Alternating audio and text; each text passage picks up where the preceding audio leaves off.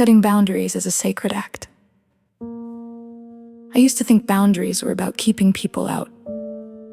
I thought saying no meant I wasn't loving enough. I thought protecting my peace might hurt someone else's feelings. I thought being a good person meant being available, understanding, forgiving, patient, and willing to give more. And sometimes I confused love with self-abandonment.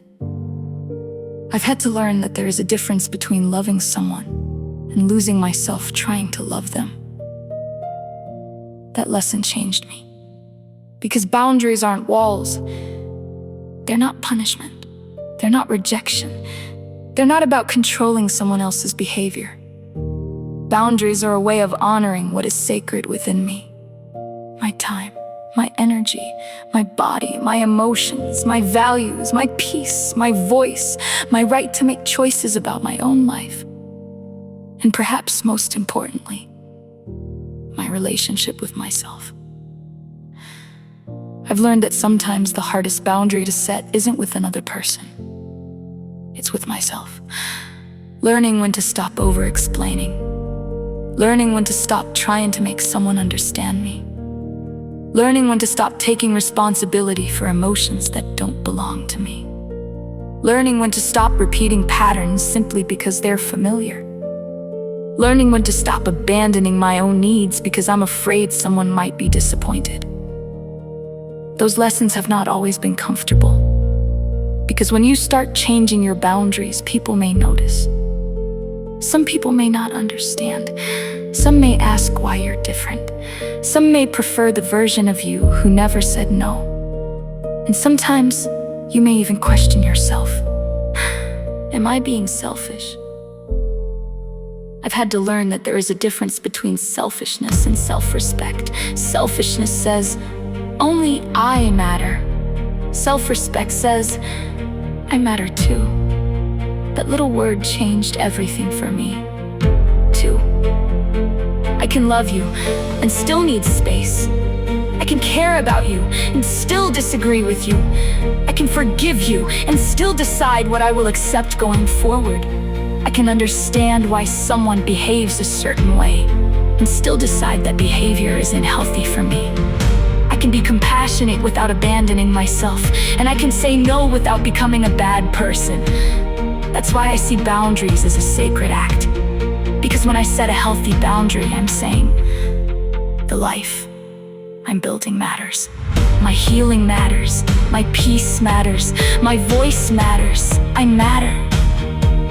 And that doesn't mean I stop loving people. In fact, I think healthy boundaries can make love more honest. Because when I stop giving from guilt, fear, obligation, or exhaustion, I can begin giving from a genuine place. I don't have to secretly resent what I've agreed to. I don't have to say yes while my entire being is screaming no. I don't have to destroy myself to prove that I love someone. I can love with a whole heart and still have a whole self. So how do I help myself remember? I pause before automatically saying yes. I ask myself what I'm actually feeling. I ask whether I'm doing something because I genuinely want to, or because I'm afraid of someone's reaction. I pay attention when resentment begins building. I notice when my body and emotions are telling me that I've crossed one of my own limits. I give myself permission to change my mind. I remind myself that I don't owe everyone unlimited access to me. And when I need to say no, I try to say it honestly rather than creating an elaborate explanation to make everyone comfortable.